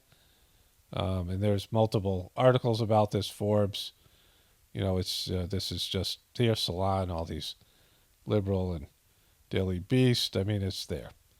It's a nationally known story. Israel gave birth control to Ethiopian Jews without their consent. Okay, so just one more thing I want to put in here. Somebody just sent me this, I think, on Instagram, maybe Facebook. It doesn't matter. And this is Haaretz, which I believe is a more liberal paper in Israel. Either way, it's in Israel. It's just, I don't know. But this person wrote, "For decades, I defended Israel from claims of apartheid. I no longer can. In Israel, I am now witnessing the apartheid which I grew up in South Africa. The Israeli government's fascist, racist power grab is the gift Israel enemies have long awaited." So this is just a Jewish person here who lives in Israel, and I'm just putting this in here because there are people there that believe this, and all of it, right? People want to dismiss other people's opinion, like I said in the introduction. They will find ways to dismiss whatever you're saying, and this is, no matter what you say, people are going to find a way to figure out how you're wrong, and their confirmation bias is right. And so there's plenty of information out there by people who are in the region, who are, in many cases, people who come from a Jewish background, who see this the same way. Okay, so I just had to request a review. I can't go through the video and figure out what their problem with it is. I'm going to let them review it, and they're either going to monetize it or not on my other channel, and I'll put it up either way. And, I just got to move on. I can't constantly try to figure out what their bots are. I thought the Hunter Biden was it for sure, but I have no idea what I possibly have said or what their bots are flagging as unmonetizable. And then we're going to see if a person reviews it. They don't give you any clue. It sucks. They suck over there. I mean, this thing sucks. If they let you know what it was, you could take it out, and it would be better for them and you. But they don't do that because they suck. They would tell you this section from this part to this part is non-monetizable. It's like an hour and a half or an hour something video.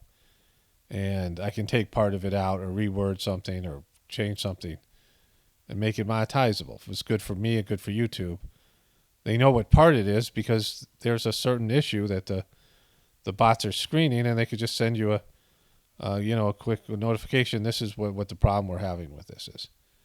And you would learn, what from that and for future videos.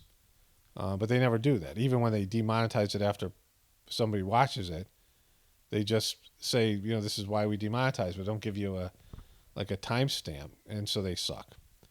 So anyways, that video is probably going to be released after this one. And so there's a comment that I cover in that one, which I'm going to talk a little bit more here at the end of this, but let's get into this stuff with Israel and the sterilization of Ethiopian women.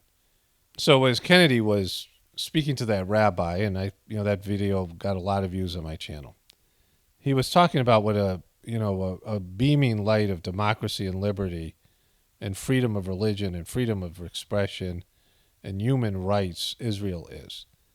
That it is so much better than the other countries in that region, and it's just something that's a beacon, like some glowing standard of the human rights in these things. And that's where a lot of us were just like, come on, bro, are you serious with this?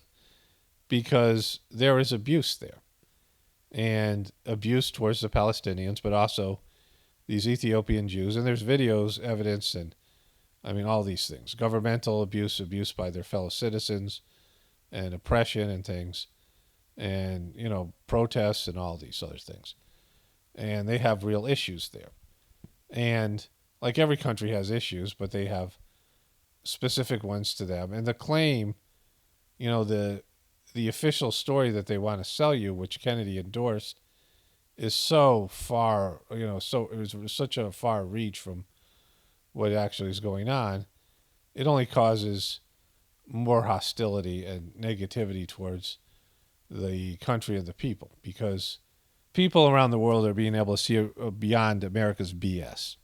And America's yelling, we're number one, and there's just a narcissism and the truth about it being an evil empire. We're an empire, right? And, the propaganda you see when Putin talks about Russia, or when the Chinese talk about Chinese prime minister and the people, the official state talks about China. It's such a far reach from what they're actually like. And so there's two things. I got a comment from a guy who I think must have been bummed about, my position on Kennedy now, Kennedy supporter perhaps, or whatever. He said he wasn't, but whatever. But he was comparing my hypocrisy, because I was talking about how I had, positive relationship with Jewish people, Jewish friends, and, people like that. And I addressed this in my video, so I'm not going to talk more about that here. But the one thing I forgot to say was the difference between what I was saying about me saying that, you can't put everybody in a category based on their demographics. And there are stereotypes that, are maybe true in a generalized format, but they're not true across the board. And, that's where hate comes from. And, people hate whole groups of people, but it's really, you might hate the leadership, or you'll hate, like some part of the government. And I get into that there. But the difference between what I was doing and what Kennedy was doing was that Kennedy was lying, right? Where I have like Jewish friends. I actually have, these experiences. I didn't make stuff up, right? Where Kennedy either was lying or he's just deluded by something, that he's so far off base in his ability to judge something and perceive what's going on, right? But none of these people addressed the points that I made. And, you can go after one point or another point, or come up with your own ideas of like trying to rearrange something and say that I said something that I didn't say, right? That's, people who are, no matter what you say, they're going to try to find a way to combat it. And they're going to put out some kind of disinformation, gaslighting type of situation. I had two comments from Jewish viewers that were saying their approach, their attacks on me were to say, well, have you ever been there? Have you ever been to Israel? Have you ever been there? And I addressed this in different ways, that you don't have to be. But one thing I didn't say was, well, were you there in the past? Right? Can you go back in the past? If you can't, then no one should talk about history. If a requirement of people talking about a subject is that you have to go to the place and experience it, which of course would add more information, right? But, people are going to talk about the past, for example, or the future, and you haven't been to either one of those, right? You might live through something, but I'm talking about the ancient past. Like you're taking a history class and you go to the teacher, well, were you there? Well, then don't talk about it. It's kind of ridiculous. But the other piece to this is I could go to Israel and go on vacation. They have nice vacation spots on the Mediterranean Ocean, and say what a great country it is. But what if I went to the West Bank, or the places that Palestinian people are being oppressed? And why would I go there? Why would anybody go there? It's dangerous. And I've seen video from there, and I certainly, why would anybody choose to do that, right? Like you could say, New York is a great place when you're in Manhattan, but what about going to the impoverished areas? You can say I lived in New York, and New York is great, but did you ever go to the place where all the homeless people are, where all the drug addicts and crime is? Like same thing about Los Angeles. Did you go to Compton or these other places? No. Oh, then you don't even know your own city, right? So all that stuff's ridiculous, right? Okay, I had to take a break. I'm working on sanding my truck, and starting to get rainy out there. All these things are happening. A lot of glitches today. A lot of things not working the way they're supposed to. So that is whatever it is. But in terms of the one thing I haven't said here, and I want to preface this by saying this. There are different demographics that make up the workforce that built America.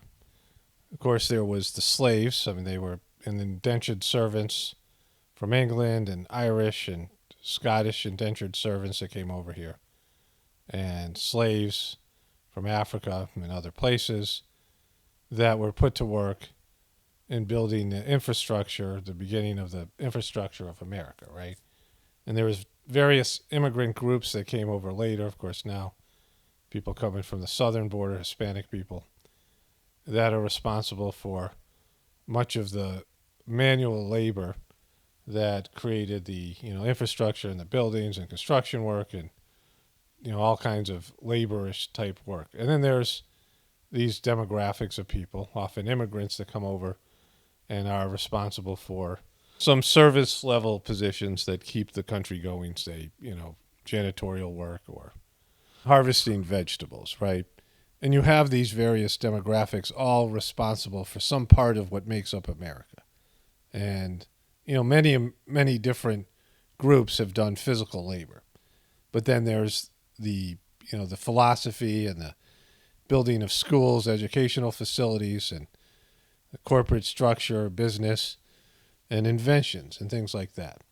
And of course, entertainment and Hollywood and other things that, are also a part of our system. And, the Jewish people have contributed a lot to the material system that is America and have done a lot in terms of inventions, right? And now we have a sort of lazy population of entitled kids, and, we bring in immigrants, brain drains from other countries. I've experienced this, of course, with my relationship with India, all these Indians and Asian people who do math, and, Americans are not willing to do work. My wife was telling me about this union stuff that's going on, where these unions members are getting paid $110 an hour, right, to do inferior work. And, it's just America's become like that, where people who are born Americans just don't have the work ethic anymore. But you have these demographics that have all contributed, and the Jewish people have contributed a lot. And I say that to the Jewish haters, people that come to my channel that hate Jewish people. There are things that you are using every day, inventions and software that Jewish people have contributed to, that you're not going to give those things up, right? And even the economic system and whatever else. Hollywood, things you watch, entertainment, whatever it is.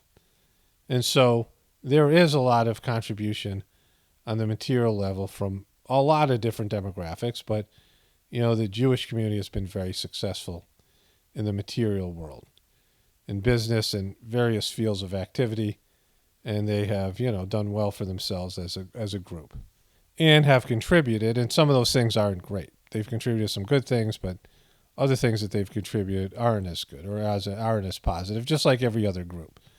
Master Chargy, the third master of the Sajmark system of meditation I do, said he came, one time he came to America, he said, America had the potential to take the best of each culture, what was best about each culture, and each culture has something to contribute that's of a higher level, of a divine level, of something that's, more reflective of their higher nature. But he said, unfortunately, America's taken the worst of each culture, right?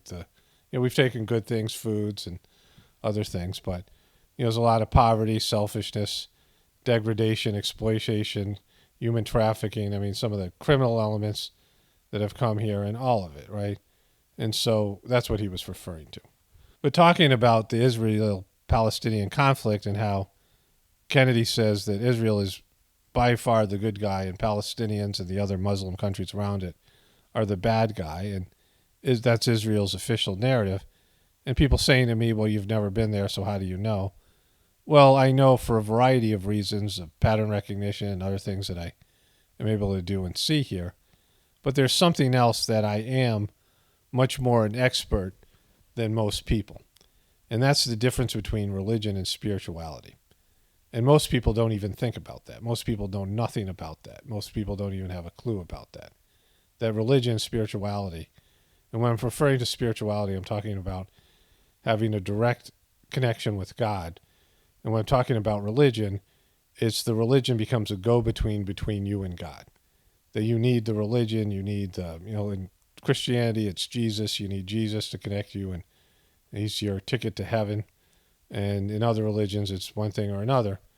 But the religion is what connects you to some sort of heavenly place in the afterlife, and also is responsible to connect you to God. And each religion basically says, not as much in Hinduism, but the other religions, major religions, says that the other religions can't do it, only this religion can.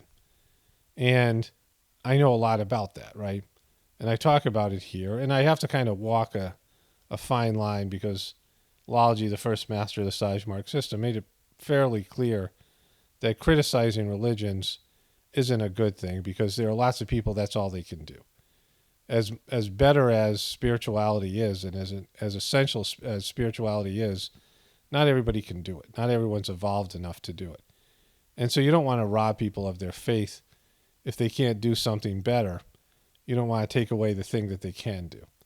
And so I'm always aware of that, but, I have to speak truth about this stuff because it comes up regularly. So it's kind of walking the razor's edge without wanting to, damage people's faith, but at the same time having to talk about things that are constantly, the religion aspect of what's happening in our system.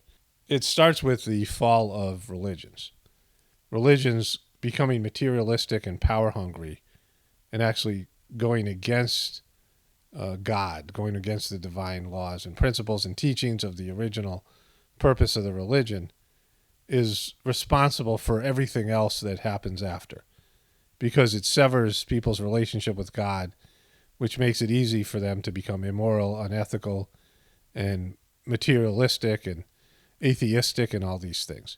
Religions have contributed to people becoming atheists because the religions suck so bad that people think that religions represent God, and they don't. And that's something everybody should, it should be written in like golden letters, right? Religions do not represent God. Nothing represents God. There's no spokesman for God. There's no, person that's, can trademark God and copyright God and owns God. There's none of that. God is God. Nobody can own God. God is, in a sense, God owns us, right? We're a part of God's creation, right? We're all connected through this one divine essence, everything and everybody. And so you can't own everything in the universe, and that's what God is, in the sense that the catalyst, the creative force behind all of everything that's here. And so religions have become arrogant and twisted and demonic, and although they can do some basic service when there's good religious people, good priests or rabbis or whatever it is, right, monks or clergy, and they can help out a little bit in the remedial kindergarten level. Religion is kindergarten at best. You can only go so far, and then you have to jump up to have an individual relationship, internal relationship with God. That's the difference between spirituality and religion. Religion is an external relationship, and spirituality is an internal relationship. And I've, been doing this for some 30 years or so, 1993. So yeah, this is my 30-year anniversary. It just happened in August 3rd and 4th and 5th of starting Sajmark system. And I've thought a lot about this and seen a lot about it over the years. And I don't want to say I'm an expert on something that's so vast, but just this idea of the difference between religions and spirituality and the benefits of spirituality and the liability of religions. And you probably haven't heard anybody else talk about that. And if you have, it's very rare. And I don't know if they have had the experience that I have or whatever, but if they're talking about it truthfully, they'll say basically the same thing. And so when people's relationship to God is distorted by the religion, and I know the Judeo-Christian religion better than any other religion, you can see the way people act. And there's hyper-materialism in the Judeo-Christian groups of people. People who practice Judaism and Christianity are very materialistic. And I think that might be the same for Muslims, but I don't really know that much about the religion. But certainly we see the materialism in Israel and the Jewish community, and also in the Western English, European, American communities, people who are Christian, because it's very hard and heavy in terms of it's a lot about materiality. Both the New and Old Testament, especially the Old Testament, is a very materialistic book about God. And its portrayal of God in the Old Testament is not God. People who worship the Old Testament, and I would say this for the Jewish religion, they're worshiping something other than God, because God isn't petty, God isn't narcissistic, God isn't egotistical, God isn't all about punishing and wrath and all these things that are there in the Old Testament and in the Jewish Bible. And a couple examples of this, I've cited many of these things before. I recently talked about this, and he said, Saul, say to David, the king wants no other price for the bride than 100 Philistine foreskins to take revenge on his enemies. Saul's plan was to have David fall by the hands of the Philistines. When the attendants told David these things, he was pleased to become the king's son-in-law. So before the allotted time elapsed, David and his men went out and killed 200 Philistines and brought their foreskins and presented the full number to the king so he might become the king's son-in-law. Then Saul gave him his daughter, Michal, I don't know, in marriage. And so that's effed up. There's no explanation needed here. And so this is a part of the Old Testament. And there's lots of stuff in there, a lot of destroying other peoples, a lot of war, a lot of revenge, a lot of twisted, negative, demonic stuff. And then this is more of something directly with God. After these things, God tested Abraham and said to Abraham, said to him, Abraham, and he said, here I am, Abraham said. He said, take your son, God said, take your son, your only son Isaac, whom you love, and go to the land of Moriah, and offered him there as a burnt offering on one of the mountains of which I shall tell you. So Abraham rose early in the morning, saddled his donkey, and took 2 of his young men with him, and his son Isaac, and he cut the wood for the burnt offering, to burn his son alive, and arose and went to the place of which God had told him. On the 3rd day, Abraham lifted up his eyes and saw the place from afar. Then Abraham said to the young men, stay here with my donkey, and I and my boy will go over there and worship and come again to you. And Abraham took the wood and burnt offering and laid it on Isaac's head, and he took his hand and the fire and the knife. So they went both of them together. And Isaac said to his father, Abraham, my father. And he said, here I am, my son. And he said, behold the fire and wood, but where is the lamb for the burnt offering? And Abraham said, God will provide for himself the lamb for the burnt offering, my son. So they both went together. When they came to the place of which God had told him, Abraham built the altar, and there laid the wood, and bound Isaac and his son, and laid him on the altar on top of the wood. Then Abraham reached out his hand and took the knife to slaughter his son. And so he was going to kill his son and then burn him, which is compassionate of him. But then the angel of the Lord called him from heaven and said, Abraham, Abraham. And he said, here I am. And he said, do not lay your hand on your boy or do anything to him, for now I know that you fear God. You fear God, seeing you have not withheld your son, your only son, from me. And Abraham lifted up his eyes and looked, and behold, behind him was a ram caught in a thicket by thorns. And Abraham went and took the ram and offered it up as a burnt offering instead of his son. So Abraham called the name of the place, the Lord will provide. He said, this day on the mount of the Lord it shall be provided. And so the angel of the Lord called Abraham a second time from heaven and said, by myself I have sworn, and declares the Lord, because you have done this and have withheld your son, your only son, and I will surely bless you, and I will surely multiply your offspring as stars in the heaven, all these things, right? So there's so much wrong with this. This is not how God works. God doesn't want you to sacrifice anything because God is in everything, and it's wasteful. It's wasteful to kill a lamb and not use it for food and just kill things. It's like going hunting and murdering something and not eat it, right? Like everything has value, and if you're going to kill something, you should eat it. It's wasteful and, just kind of demonic to kill just without some purpose, right? So any sort of sacrifice to God is just wrong. It's primitive, and you're not sacrificing it to the divine, the real divinity, the real, one true God, or whatever you want to call it, which is loving and the creative force. And God doesn't want you to fear God, because if you fear God, you're not going to want to go to God, and you're going to be waiting your whole life to be punished, and you're going to live life with a sense of guilt and a sense of shame. And, whenever you fear something, it makes you tight. It makes you apprehensive. It makes you stupid, right? When you're in a fearful state, you do stupid things. You do things out of a panic. You make mistakes. You're more mistake prone when you're fearful and you're angry. It cuts off your, thinking capabilities, your love capabilities. You don't make things from a place, you don't make decisions from a place of love. Whenever you make decisions from a place of fear, it's bad. It's, it always turns out bad. You make poor decisions when you're scared. And God is not there to be scared of, right? There are consequences for your bad choices. We all know that. Divine consequences. That's built into the system. But that's not God punishing you. That's you making a mistake and paying the consequences, paying the price for it. There's nothing to fear.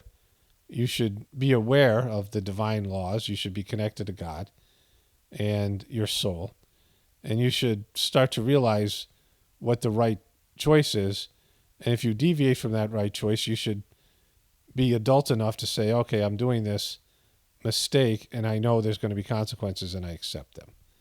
And if you can't do that, laying that all on God and blaming God and having to create a wrathful God, and this is what religions do. They say, if you don't do what we tell you to do, God is going to punish you. And you should fear God. You're a God-fearing person. And that's so remedial. And people who are God-fearing are always going to be guilt-ridden. They're always going to be weak. They're always going to be, stupid, and they're always going to make bad choices. People who are born sinners and have the idea that they're always going to be sinners and they can't be anything else, they're always going to be in a state of doing sinful things, because being anything but a sinner, you're disobeying what you believe God is ordering you to be, or what God has said you are. And so it's blasphemy to not be a sinner. If God says you're a sinner, if your religion says you're born a sinner and you'll never be anything else, then that's all you should be. Because if you become a saint and you're no longer a sinner, then you're blasphemous, because you're being something that God said you're not, right? And that would be arrogant on your part and all of it. And so because of that, people who fear God and have a God that punishes them and have a God that does human sacrifices and, animal sacrifices and expects all these kind of tributes and things, that's a demon. That isn't God. And it's going to twist you materially and make you fear-based, guilt-ridden. There's that movie with Barbra Streisand and Seth Rogen. Seth Rogen is Barbra Streisand's son, and they go across the country, and they have a road trip. It's called the guilt trip, right? There's going to be guilt in your culture. There's going to be manipulation and just a lot of heaviness, right? Because the fear of God makes you heavy, makes you gross, makes you disconnected from God, and you don't have the ability to love God. I mean, you have it, but it's hidden, or it's buried under the dogma of your religion. And that causes you to make bad material choices and also be in constant conflict with other people and other groups, because, it's like anybody who's a slave race and is oppressed and is, there's an oppressive being out there that you considered God, some narcissistic demonic force that is, warping your perception of the world. And this is both for people who do Christianity, because there's the Old Testament in the Christian Bible. It's also for people who do Judaism, and it's just there.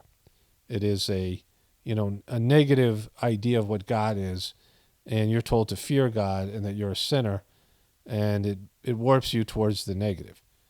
When you approach God as a lover, as somebody to love, and that God loves you, you are much more compelled to do higher and better things out of love. And you know this when you truly love somebody in your life, your kids, your spouse. Love inspires you to do something that fear, to do things on a higher level, that fear and temptation and things like this that religions offer don't. You know, if they threaten you with something and they try to bribe you with something else, oh, if you don't do what you're told, you're going to hell. But if you give us money and you obey us, you're going to heaven. That doesn't really work, right? Fear and temptation, you can, intimidate people and force them to try to do things. You impose your will on them. But we know that always backfires. And it comes back to you on top of it. Gaslighting, manipulating them. I mean, you can, always lay guilt trips on people and talk about what a victim you are and manipulate people and force them through, gaining power in the governmental system or whatever it is and force people to obey you. Yeah, you can do that. But it's always going to be, whenever you use force, there's a counterforce. And that's been done in our society. And it's been done in this culture, right, in this religion, both the Christian religion and the Jewish religion. And if I knew more about the other religions, I could say the same thing. It wouldn't be hard to figure out. I mean, you can see it. You can see the violence and the, like the Muslims, the Sunnis and the Shiite going at each other. They've been at war for years, and they're also at war with Jews and, Israel. I mean, there's all this stuff. You see it in the Hindu religions, a little bit less, because in the Hindu religion, like, they believe Jesus is a saint or a spiritual person. Like, they're open to other people being saints and spiritual people. And they're also open to new people becoming saints and spiritual people. Where the other religions are basically, no, that doesn't happen, right? Or you'll never be as great as Jesus. You'll never be as great as Muhammad or whatever it might be. So there are some subtle differences with the Hindu religion. But all religions are about power, and they use a lot of guilt and manipulation and duty and, all these things to force the people to behave instead of, cultivating the ability for people to love God. And when you love somebody and you do service, you'll run through a wall. If you give somebody your heart and you love somebody, or especially God, you'll do so much more, and your work will be so much better and more dynamic because it comes from a place of love and not a place of fear or guilt or shame or all the negatives. And you're always meditating on the negatives, and you're always meditating on failure. You're always meditating on sin and doing the wrong thing. And you're constantly at the grips of, these things are self-fulfilling prophecies where you do the wrong thing because you're focused on the wrong thing. And that's how I know that Israel isn't the country that he described, because of the basic nature of the religion. And again, if that's all you can do, that's all you can do. But recognize there's something higher, that you're in a situation where you're a fear-based person worshiping a God out of fear, and to become a true spiritual person and take the next step, you have to move to being in a love relationship with God, where there isn't exploitation and gaslighting and force, but God loves you, and you're grateful to God, and you work for God because of that gratitude and a sense of duty and sense of, all positive things. There's no fear, there's no negativity, there's no any of it. You're doing your best for God, and even if you make mistakes, you realize that, you're still doing it for the higher reasons. You might make mistakes because you're human, because we do have a divine side. We have a egotistical side, which is our lower self, but the ego can be purified and divinized. And then we have our soul, which is always divine. And when we can divinize our egos and get our egos working in the right direction in harmony with the divinity within us, we aspire to do things at a level and actually just get out of the way enough so divinity can flow through us and we can be a conduit for God's love and do better and better. And even a person who's, again, on the level of, I don't know if I said it in this voiceover or the one before it, that when Master Charji said, everyone should understand that the lowest part of the higher, which is the spiritual life, is still higher than the highest part of the lower. So you can rise up to the highest levels of material achievement. You can be rich and powerful. You can be a king. You can be a, great, whatever it is, star, whatever it is. That you can be at the pinnacle of material life, of wealth and fame, and you're still not on the same level as an entry-level person who's just dipping their toe in the spiritual journey and realizing that their God is inside of them and working to cultivate a relationship. Even if you're just a newbie as a spiritual person, you're still on a higher level than all the materialistic people that make up the majority of people on this planet. And even if you're not good at it, you're still on a higher level. And it seems like you're on a lower level because you might be just a mediocre person in material life.